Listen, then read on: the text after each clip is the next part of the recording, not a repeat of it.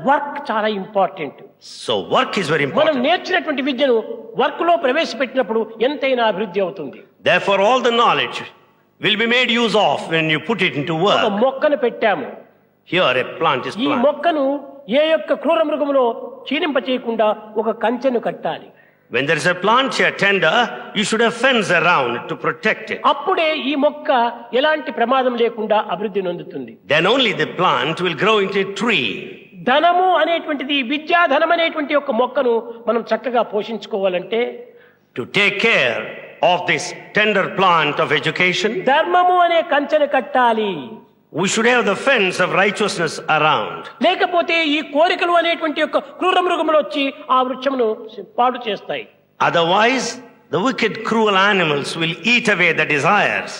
దీంట్లో క్రియారూపంలో అయినటువంటి ఒక పోషణ దీనికి అభివృద్ధి చేయాలి. We should also take care of it by way of action. కనుకనే ఈ విద్యను మనము క్రియారూపం లోపల మనం ప్రదర్శించినప్పుడే మన విద్య మనకు ఎంతైనా తోడ్పడుతుంది. Therefore, the knowledge, when it is used practically, it will కేవలం help you. చదివి క్రియలో మనం ప్రవేశించకుండా ఉండిన ఈ విద్య ఏమాత్రం కూడా నీకు అభివృద్ధికి రాదు.